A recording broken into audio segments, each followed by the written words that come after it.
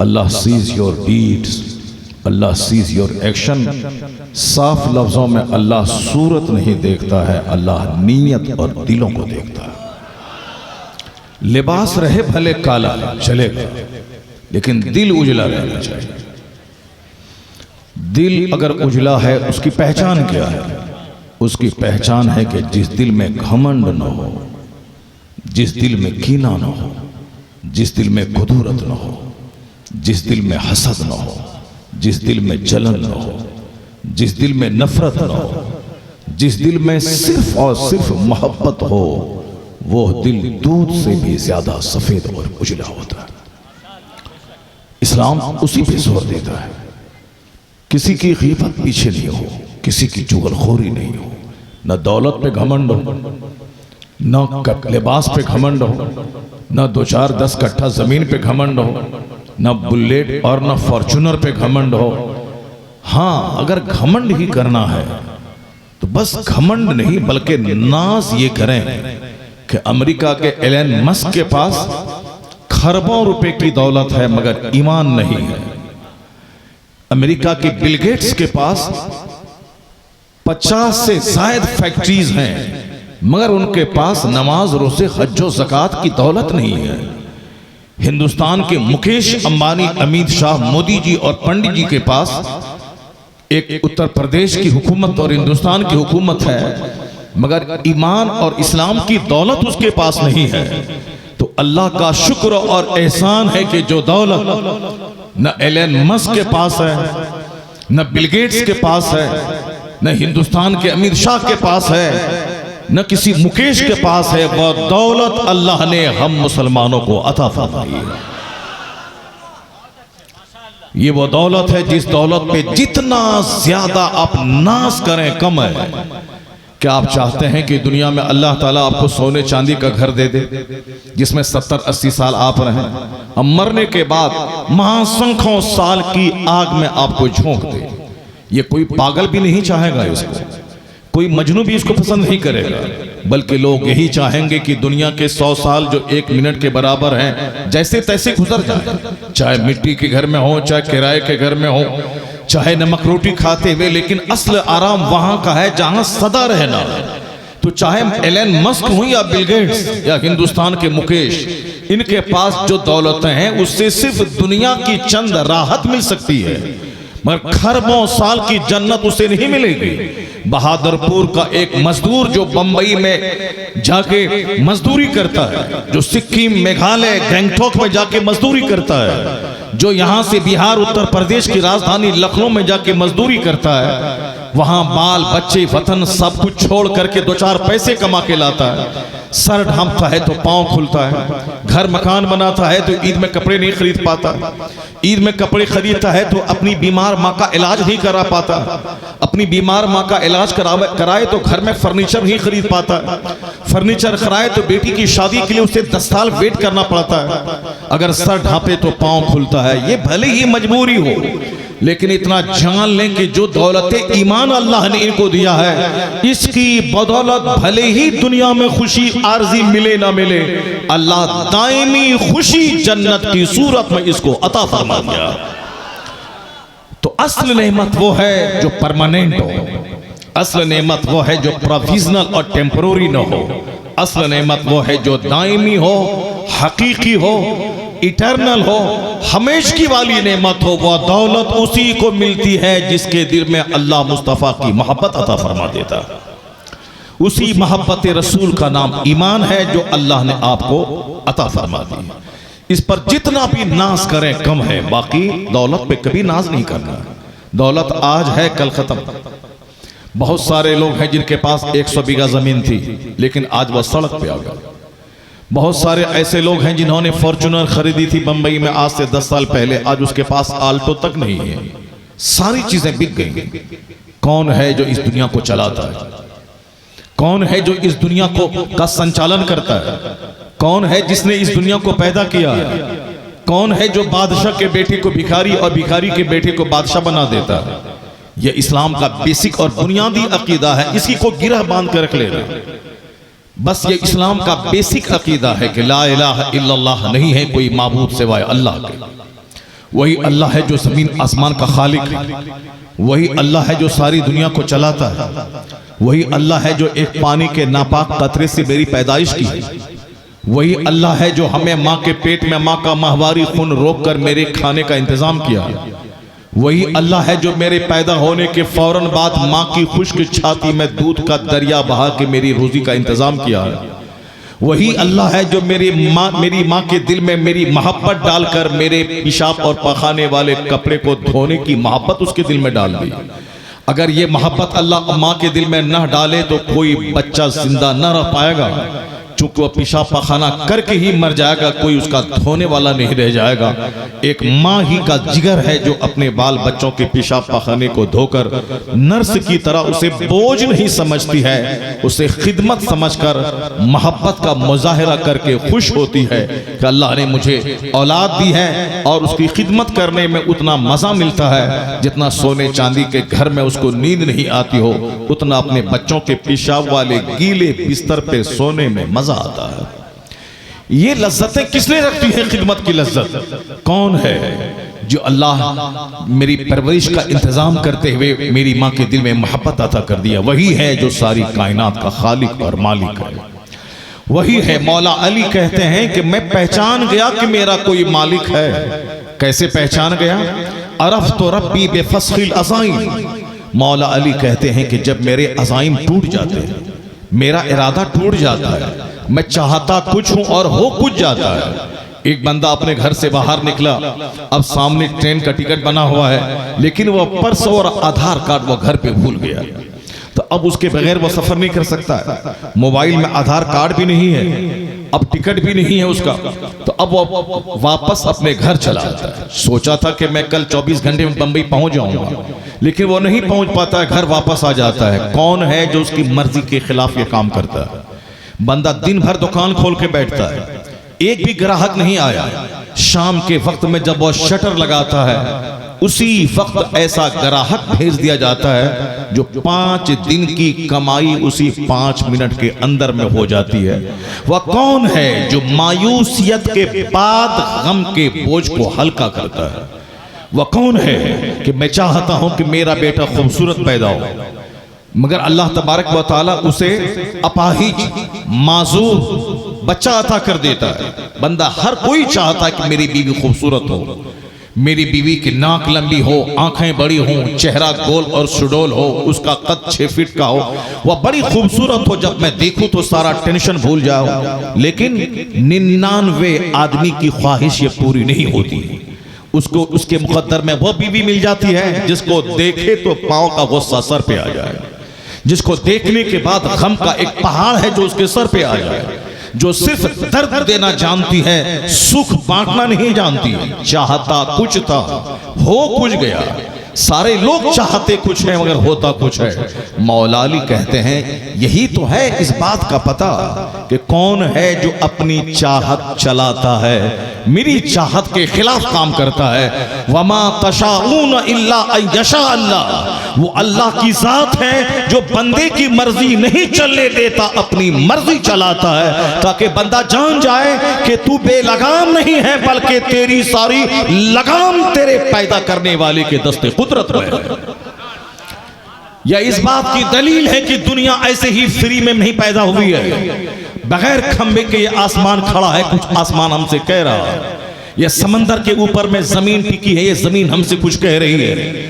ये दरख्त जमीन का सिंगार है जो हमें ऑक्सीजन देते हैं, ये दरख्त हमसे कुछ कह रहे हैं। ये रात और दिन की तब्दीली हमसे कुछ कह रही है। बेवकूफ वो है जो सिर्फ खाए पिए, कपड़ा पहने, पेशाब पखाना करे और सोए और मर जाए, 2-4 बच्चे पैदा करे और मर जाए। हमसे ज्यादा बच्चे जानवर पैदा करते हैं। हम तो 5 साल में 1 बच्चा पैदा करते हैं और जानवर तो 1 साल में 1 दर्जन बच्चा पैदा करता है। तो बच्चा पैदा करना कमाल नहीं है, इस मामले में जानवर मुझसे आगे है। शादी ब्याह करके लज्जतें हासिल करना ये कमाल नहीं। इस मामले में जानवर मुझसे आगे है। आप अपनी आंखों से उस जानवर को भी दिन रात देखते हैं जो जानवर 1-2 घंटे तक वो अपनी फीमेल के साथ चिपका रहता है। मर्द अशरफुल मखलूकात है, 5 सेकंड 5 मिनट में आउट हो जाता है, लेकिन एक जानवर है जो घंटों तक लज्जतें लेता है फीमेल के साथ। तो सिर्फ लज्जत के लिए मैं नहीं पैदा हुआ, सिर्फ 2-4 बच्चे पैदा करने के लिए मैं नहीं पैदा हुआ, सिर्फ 3 टाइम खाना क्या मैं खाऊंगा, 2-4-5 रोटी खाऊं तो वोमिटिंग और उल्टी हो जाए। ये जानवर तो 4 बाल्टी पानी पीने के बाद भी प्यासा रहता है। ये जानवर तो 10 केजी घास खाने के बाद भी एक चक्कर लगाता है, उसे भूख लग जाती है।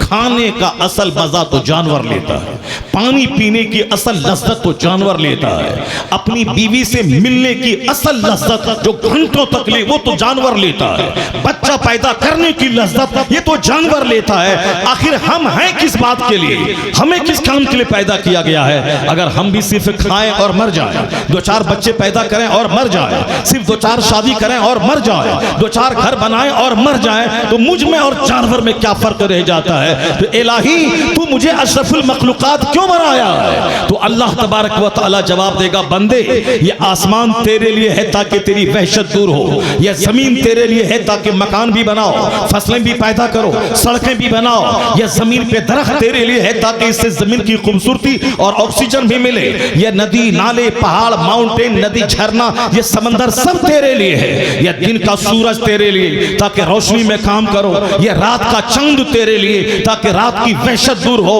ये मौसम की तब्दीली तेरे लिए। सिर्फ गर्मी का मौसम रहता तो तेरा जीना दुश्वार हो जाता, सिर्फ सर्दी का मौसम रहता तेरा जीना दुश्वार हो जाता, सिर्फ बरसात का मौसम रहता तेरा जीना दुश्वार हो जाता। मैंने मौसम बदल बदल के दिया है ताकि तेरा जीना आसान हो जाए। सिर्फ रोटी और गेहूं देता तो तेरा जीना दुश्वार हो जाता। मैंने गेहूं और चावल के अलावा मैंने तेरे लिए मौसम का फल आम दिया है, जामुन दिया है, लीची दिया है, मैंने अदरक दिया है, मैंने लहसुन दिया है, मैंने खीरा ककड़ी दिया है, मैंने तेरे लिए तरबूज और खरबूजा बनाया है, मैंने तेरे लिए ड्राई फ्रूट्स पैदा किया है ताकि कभी आम खाओ, कभी सेब खाओ, कभी काजू खाओ, कभी किशमिश खाओ, कभी पिस्ता खाओ, कभी अखरोट खाओ, कभी जामुन खाओ, कभी शुगर का लेवल नॉर्मल करने के लिए अमरूद खाओ, कभी जामुन खाओ, कभी पपीता खाओ, ये सब ताकतों का भंडार है। और कभी परिंदों का गोश्त खाओ, कभी समंदर की मछलियां खाओ, कभी माँ की छाती का दूध 2 साल तक पियो, उसके बाद जब वह दूध हराम हो जाए, ये गाय का दूध तेरे लिए, ये भैंस का दूध तेरे लिए, ये बकरी का दूध तेरे लिए,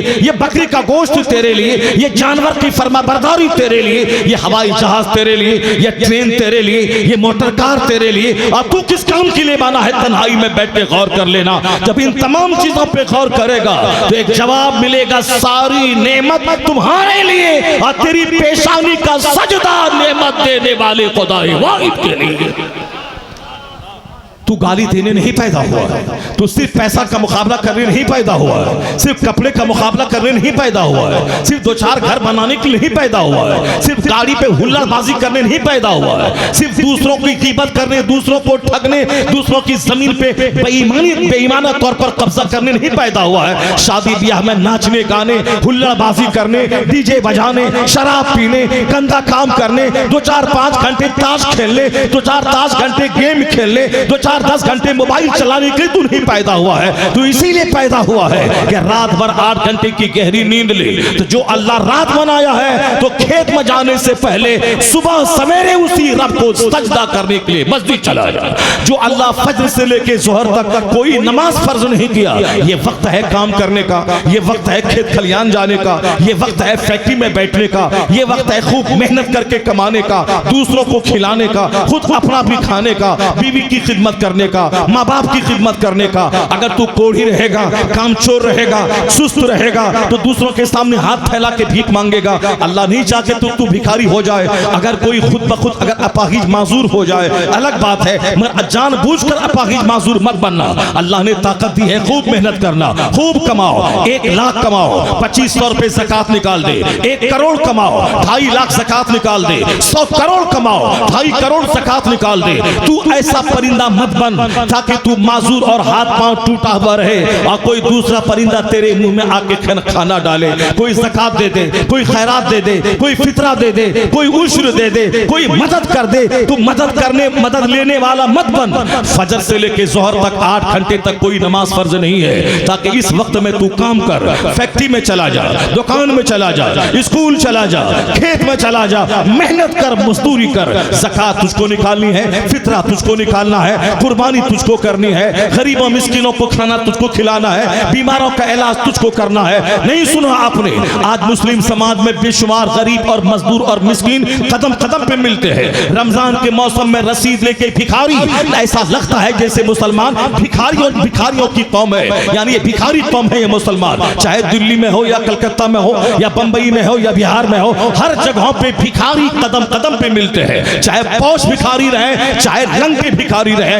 यानी ये कौम भिखारी बन गई। जिस कौम को 1 करोड़ में 2.5 लाख ज़कात निकालना था, 100 करोड़ में 2.5 करोड़ ज़कात निकालना था, जमीन से फसल पैदा हो उसका उश्र निकालना है, निस्फ उश्र निकालना है, 1 लाख के बकरे का गोश्त से खैरात करना है। अगर घर में कोई बीमार पड़े और सदका करे, वो सदका गरीबों मिस्किनों में बांट दे। यानी जिसके हुक्म मिला है कि खेती कटने के दिन उसका हक निकाल, जिसको हुक्म मिला है अपने माल की ज़कात निकाल, जेवर की ज़कात निकाल, अपने माले तिजारत की ज़कात निकाल, अगर जानवर है तो उसकी ज़कात निकाल। ज़कात किसके लिए है? वह माजूरों के लिए, वह मजबूरों के लिए, वह मिस्किनों के लिए। यानी जो मिस्किन है, जिसके हाथ पांव कटे हुए हैं, जिसका हाथ पांव टूटा हुआ है, जो मुफलिस है, जिसके पास दौलतें नहीं है, जो साहिब निसाब नहीं है, उसको दे। तू भिखारी मत बन। अपने ससुर के सामने हाथ मत फैला, अपने मालदारों के सामने हाथ मत फैला, अपने बाप के सामने हाथ मत फैला। इतना कमा के खुद खा और बाप को खिला, इतना कमा के खुद खा अपनी माँ को खिला, इतना कमा के खुद खा और अपने ससुर को खिला, इतना कमा के खुद खा अपने समाज के गरीबों माजूरों को दे।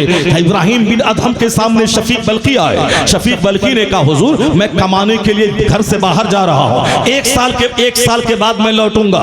इब्राहिम बिन अदहम ने कहा ठीक है जाओ, 1 साल के बाद लौटना। हाथ से कमाई करने वाला अल्लाह का दोस्त होता है। अल कासिबो हबीबुल्लाह, यानी जो हाथ से कसब करने वाला है वो अल्लाह का हबीब होता है, महबूब होता है। कौन? जो नमाज़े पंजगाना पढ़े और हाथ में औजार ले ले, उसके बाद लकड़ी छीलने लगे, हाथ में मशीन ले दरख्त काटने लगे। हाथ से काम करने वाला, हलाल रोजी हासिल करने वाला अल्लाह का दोस्त होता है। वह नहीं जो मस्जिद में फजर के बाद बैठा रहा 5 घंटे तक, अल्लाह अल्लाह किया और हर आने वाले का इंतजार करता रहा। कोई आए तो रोटी दे दे, कोई आए तो कपड़ा दे दे, कोई आए तो 2-4 हज़ार रुपए दे दे। कौन मालदार, कौन बाहर से बंबई से आया, कौन सिक्किम से आया, उसके दरवाजे पर बैठ करके बाबू मैं बीमार हूँ इलाज कराने के लिए पैसा दे दे। ये इस्लाम नहीं चाहता। इस्लाम ने ज़कात का कानून इसलिए नाफिज किया है ताकि कोई बंदा सलील ना हो, कोई रुस्वा ना हो और कोई मालदार बखील ना हो जाए, बल्कि दौलत पे यकीन न रहे, दौलत देने वाले रब पे यकीन रहे। दौलत की मोहब्बत दिल में न रहे, बल्कि दौलत देने वाले खुदा की मोहब्बत दिल में रहे। शफीक बल्कि गए वहां से, मगर 2-4 दिन के बाद लौट के आ गए। इब्राहिम बिन अदहम ने कहा क्या हुआ? तुम बोला था साल भर के बाद में आऊंगा। कहा हुजूर मैं एक जगह सफर में बैठा हुआ था, मैंने देखा सामने एक परिंदा है जिसके दोनों हाथ नहीं है, जिसके दोनों पांव नहीं है, मगर बिल्कुल बॉडी उसकी मोटी ताजी है। तो मैं देखने लगा आखिर ये परिंदा खाता क्या है, इसकी रोजी का इंतजाम कैसे होता है। तो मैंने देखा कि थोड़ी देर के बाद एक दूसरा परिंदा उड़ता हुआ आया। वह परिंदा आया अपने मुंह, अपनी चोंच में चारा लेके आया था। वह चारा लाकर उस अपाहिज माजूर परिंदे के मुंह में डाल दिया। मैं सोचने लगा वह खुदा कैसा इंतजाम करता है। एक माजूर परिंदा है, उसकी रोजी का इंतजाम अल्लाह ने किया कि दूसरे परिंदे के मुंह के जरिए चारा वहां तक पहुंचाया। जब एक परिंदा को अल्लाह नहीं भूलता है, इसको रोजी देता है, तो मैं तो अशरफुल मखलूकात इंसान हूं, मैं नहीं जाऊंगा विदेश में, स्वदेश लौट के जा रहा हूं। अब जो अल्लाह मुझे सिल्लीगुड़ी में रोजी देगा वही अल्लाह मुझे बहादुरपुर में भी रोजी देगा। जो अल्लाह मुझे बंबई में रोजी देना जानता है वो अल्लाह बहादुरपुर में रहूंगा तो भी रोजी देगा। वो वापस आ गया। कहा हुजूर यह सोचकर मैं लौट के आ गया कि मेरा खुदा रोजी देने वाला है, वतन में भी रहूंगा तो रोजी देगा।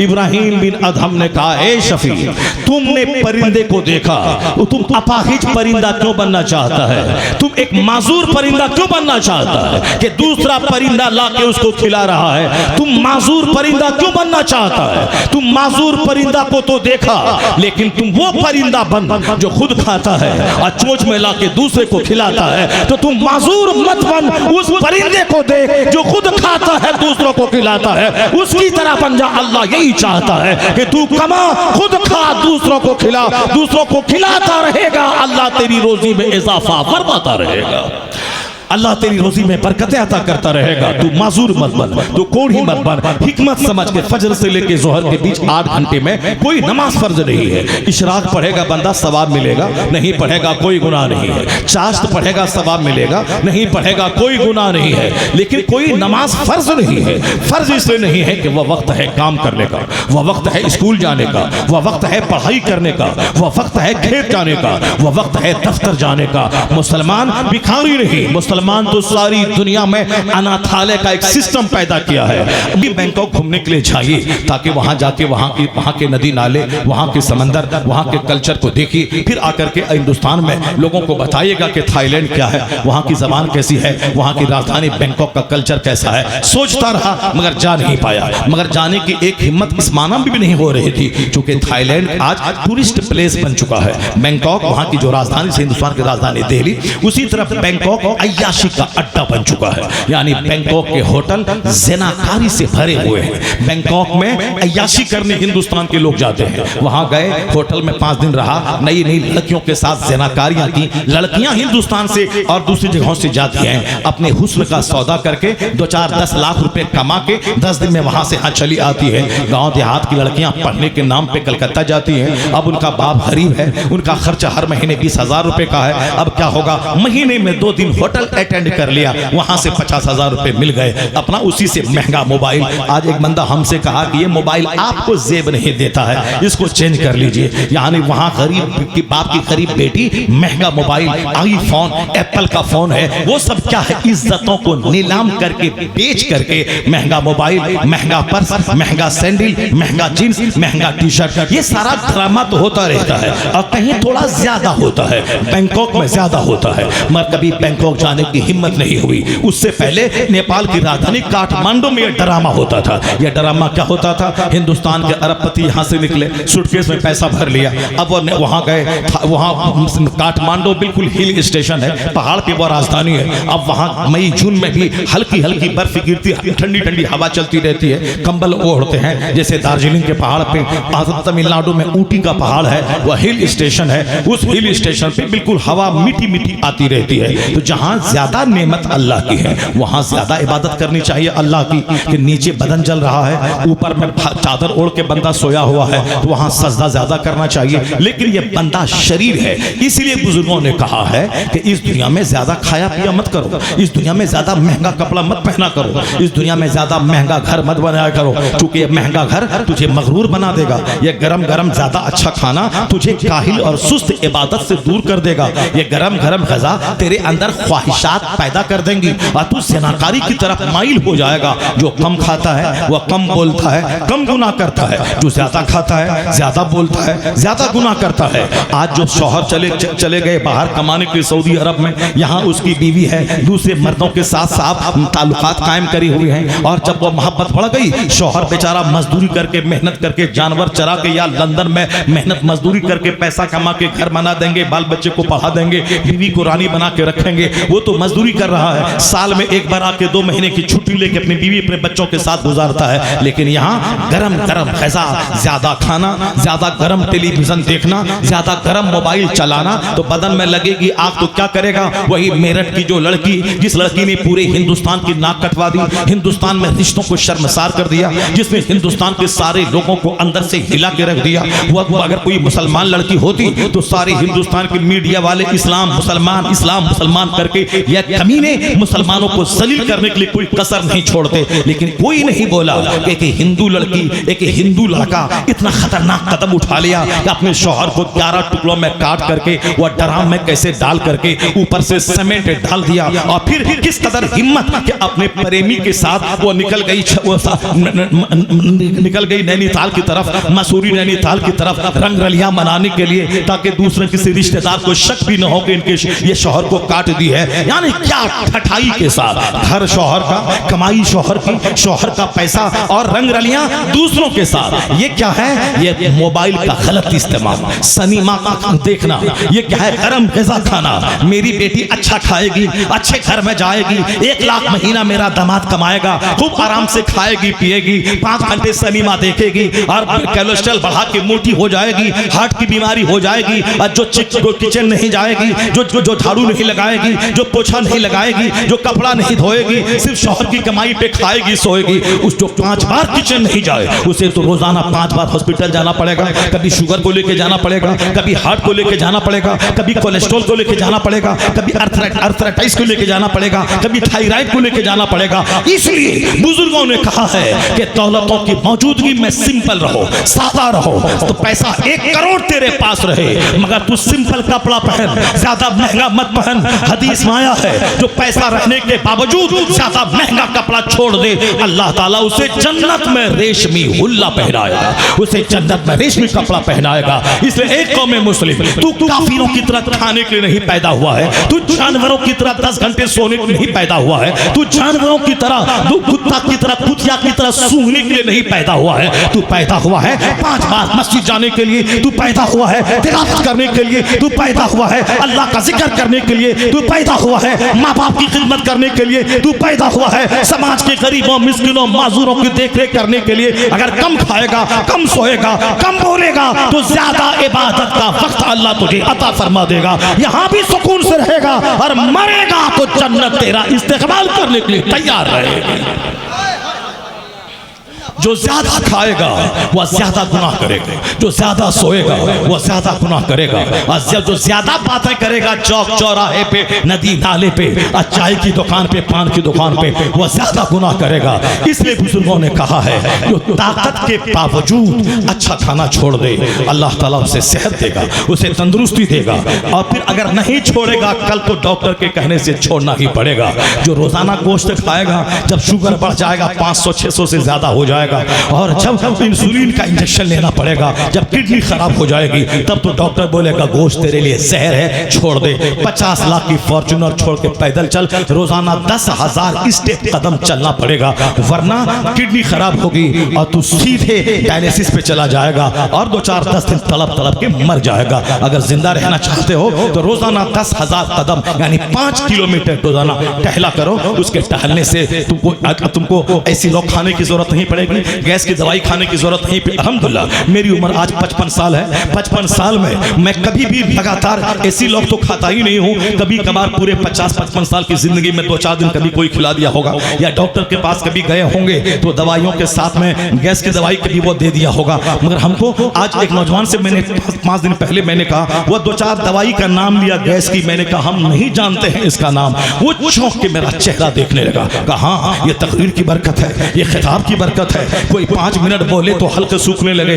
कोई शादी ब्याह में 10 मिनट बोले तो गले में चूना लगाना पड़े, और आप साहब महीने के 30 दिन के महीने में 32 तकरीरें करते हैं, 2-2, 3-3, 4-4 घंटे बोलते हैं। ना हड्डी में चूना लगाने की जरूरत है, ना हल्दी लगाने की जरूरत है, ना आवाज फंसती है, और ना साहब एनर्जी घटती है, और ना आप जमीन पे लेटते नहीं हैं, बल्कि सफर किया दिन में और रात में खिताब किया, 2-4 घंटे सो गया, सफर ही में झूमते हुए काम चल गया। आखिर ये क्या है? ये वही है, वे वही है रूहानी ताकत, स्पिरिचुअल ताकत, आध्यात्मिक ताकत। ज्यादा सेब संतरा खाने से वो ताकत नहीं मिलती।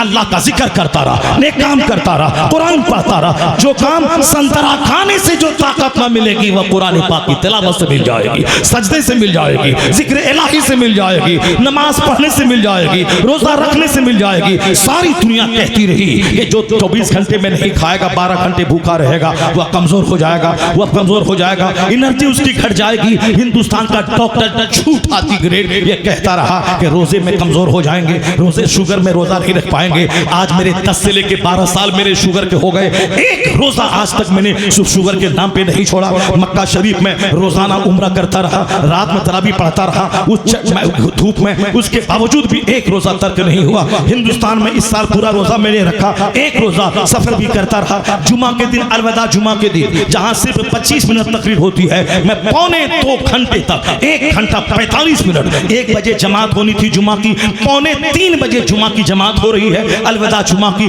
2.25 घंटे तक लगातार खताब होता रहा, रोजे की हालत में होता रहा, खड़े खड़े होता रहा, जैसे मैंने आज आधा घंटा बोला। 2.25 घंटे तक इसी जुम्मतुल वदा के दिन मैंने हैदराबाद में खिताब किया है। ऐसा नहीं कि खिताब करने के बाद हमको लेटा दो, पानी चढ़ा दो, हम तो शुगर के मरीज हैं, 2.25 घंटा खड़े खड़े बोल दिए, अब इंजेक्शन चढ़ाओ, अरे मर गया, जल्दी से दिन डूबे, जल्दी से खाओ। नहीं नहीं, उसके बाद ना मेरी नमाज में कोई फर्क पड़ा, ना इफ्तार के टाइम तक कोई कमजोरी महसूस हुई। तो जो डॉक्टर कहता है रोजा मत रखो बीमार हो जाओगे, वह झूठा है।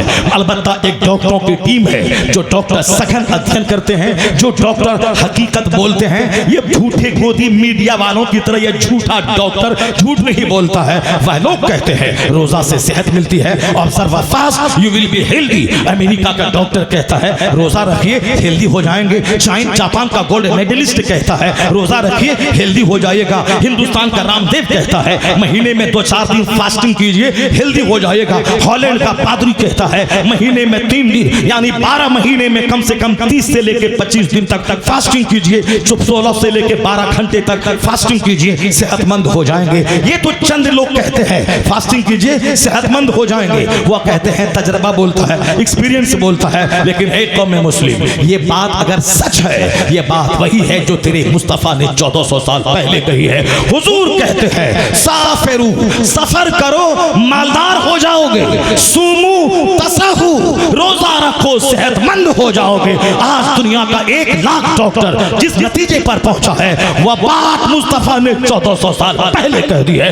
इसलिए तो मैं कहता हूं ना कोई गांधी बड़ा, ना नेहरू बड़ा, ना अंबेडकर बड़ा, ना माओ जेतुंग बड़ा, ना लिंकन बड़ा, ना कोई मुसोलिनी बड़ा, ना कोई हिटलर बड़ा, ना कोई दूसरा बड़ा। सबसे आला व औला हमारा नबी, सबसे बाला व वाला हमारा नबी, सारे ऊंचों में ऊंचा समझिए जिसे, है उस ऊंचे से ऊंचा हमारा नबी। नारे तकबीर, नारे रिसालत, मसलके आला हजरत मेरे पास वक्त नहीं, मैं वक्त से ज्यादा बोल चुका हूँ। 1 घंटा 15 मिनट टाइम मुझको दिया गया था, मैं 1 घंटा 20 मिनट में बोल चुका हूँ। जरा बस 5 मिनट का टाइम और मैं आपसे मांगता हूँ, और मैं अपने नाज़िम इजलास से 5 मिनट का टाइम मैं मांग रहा हूँ। जरा गौर से सुनिएगा, क्योंकि मेरे पास कोई टाइम नहीं है, क्योंकि मुझको जाना है और ट्रेन पकड़नी है। वंदे भारत, वंदे भारत मैं नहीं बोलता हूँ, मैं वंदे भारत बोलता हूँ, क्योंकि वंदे का मीनिंग दूसरा होता है और वनडे में बोलता हूँ। वनडे भारत मुझको पकड़नी है और मुझको यहाँ से गया जाना है। वनडे भारत का टाइम, वो रेलवे स्टेशन पे खड़े रहिए, आप पानी लेने जाइए, टाइम हुआ तो गेट लॉक हो गया, अब बाहर झुनझुना बजाते रहिए आप। वो ट्रेन खड़ी है, गेट लॉक है, वो चली जाएगी, इसलिए हमें वक्त से पहले ही वहाँ जाना पड़ेगा। बस एक आखिरी बात नोट कर ले, मुसलमान खवातीन को ज्यादा गर्म खाना मत खिलाएं, उसको कपड़े का मुकाबला मत करने दें, उसको ज्यादा फालतू बातें उसको करने मत दे, हाथ में रिमोट मत दे, गर्म टेलीविजन पे गर्म मनाजिर उससे मत दे। एक तो है कि नमक रोटी खाएं, जब मरना ही है, कल दुनिया छोड़ के जाना ही है, तो क्यों नहीं अपने घर में रहें, बाल बच्चों के साथ रहें। अमेरिका में रह करके 50 करोड़ का मकान बनाने के बाद भी कब्रिस्तान ही जाना है, तो क्यों नहीं अपने वतन में नमक रोटी खा के अपने बाल बच्चों के साथ रह करके दीनदारी अपना करके इस दुनिया से दीनदार बन के जी भर के नमाज पढ़ के चले जाना है। एक काम तो ये कीजिए, अगर ये काम नहीं हो पा रहा है, घर से बाहर निकलना होगा, वतन में रोजी रोटी नहीं है, बाहर जाना होगा, तो फिर बाहर जाते हुए अपनी बीवी को दीन सिखा दीजिए, उसको फातिमा ज़हरा की सीरत बता दीजिए, उनको पर्दे में रहने की ताकीद कर दीजिए, वरना बाहर पैसा आप कमाएंगे, वो पैसा आपका खाएगी और दूसरों के बिस्तर को गर्म करेगी। इस तरह से वो मेरठ की लड़की ने किया, और इस तरह रोजाना हर अखबार में इस तरह के केसेस, क्या शहर, क्या देहात, क्या मालदार की बेटियां, क्या गरीब घराने की बेटियां, वहां हर तरफ मालदारों के यहाँ भी, वहां भी दीन है, वहां अल्लाह का डर है, अगर वहां आलिमों का आना जाना है,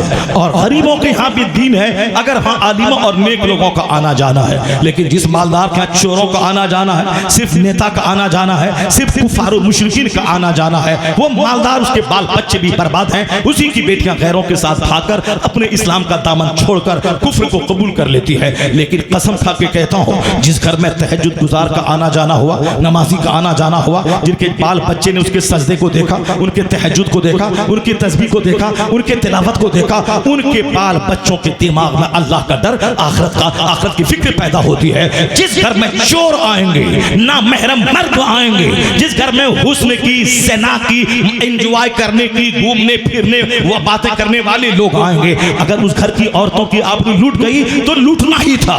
जब चोर आएगा इज्जत लूटेगी, काफिर आएंगे इज्जत लूटेगी। जिस तरह घर में पीर आएंगे, फकीर आएंगे, नमाजी आएंगे, तहज्जुद गुजार आएंगे, तो आपके बाल बच्चों का भी तहज्जुद गुजार बनना तय है, नेक बनना तय है। इसलिए दोस्ती नेकों से कर ताकि तेरी नस्लें नेक बन जाएं। अब बुरों और काफिरों से दोस्ती मत कर, वरना तेरा बच्चा भी तेरा न रहेगा, तेरी बीवी तेरी नहीं रहेगी, मकान न तेरा रहेगा, न दुनिया तेरी रहेगी, न उकबा तेरा रहेगा।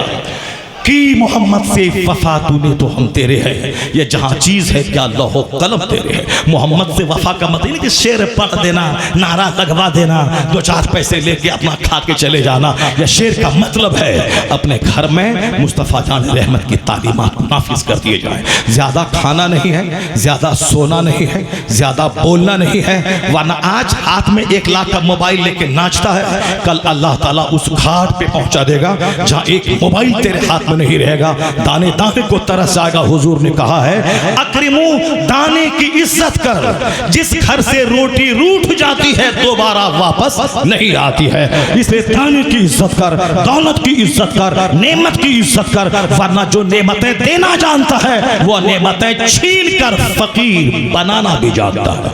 कुलिल्लाहुम्मा मालिकल मुल्क तुतिल मुल्क मन तशा व तंज़िउल मुल्क मिम्मन तशा व तुइज़्ज़ु मन तशा व तुज़िल्लु मन तशा बियदिकल खैर इन्नका अला कुल्लि शैइन कदीर। मैंने सिर्फ एक बात में बोला हूँ आज की तकरीर में कि सारी दुनिया का खालिक अल्लाह है, वही रोज़ी देने वाला है, वही सारी दुनिया चलाने वाला है, वो सारे तमाशे देखता है वो अल्लाह। नाचने कूदने का तमाशा, जज को खरीदने का तमाशा, अमेंडमेंट बिल को पास करवाने का तमाशा, ये गाली गलोच देने का तमाशा, सारा तमाशा मेरा अल्लाह देखता है।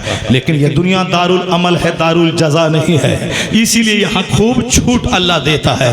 लेकिन जब पकड़ता है तो कुतिया दाबिरुल कौमिल लजीना ज़लमू, जालिमों की बुनियाद काट के रख देता है, उनका नामो निशान मिटा के रख देता है। इसलिए कभी भी नर्वस नहीं होने का, कभी भी मायूस नहीं होने का। जो हमारे बड़े लोग हैं जो काम कर रहे हैं, सुप्रीम कोर्ट जा रहे हैं, वो आपको सड़क पे निकलने के लिए, एहतजाज प्रोटेस्ट करने के लिए आवाज़ देंगे। बस अपना ये कदम होगा, दीन की हिमायत में घर से आप निकल जाएंगे, बुज़दिल और चोर बन के नहीं रहेंगे, बल्कि अपना मेहनत से काम करें, बाल बच्चों को IAS ऑफिसर बनाएं, डॉक्टर बनाएं, बैरिस्टर बनाएं, सिर्फ मौली साहब मत बनाएं, बल्कि दीन उसको सिखा दें। नमाजी डॉक्टर बनाएं, नमाजी लॉयर बनाएं, नमाजी बैरिस्टर बनाएं, नमाजी मास्टर बनाएं, नमाजी प्रोफेसर बनाएं, सिर्फ मौली साहब मत बनाएं उसको। एक मौलाना पूरे गांव में अगर अच्छा बासलाहियत दीनदार, वही पूरे गांव के लिए काफ़ी है। एक बंदा एतकाफ में बैठ गया तो जिस तरह पूरे मोहल्ले वाले का कर्जा अदा हो जाता है, उसी तरह एक आलिम पूरे गांव वाले का कर्ज अदा करने के लिए काफ़ी है। बाकी नमाज का कायदा सीखना ये हर मुसलमान मर्द औरत सब पर फर्ज है।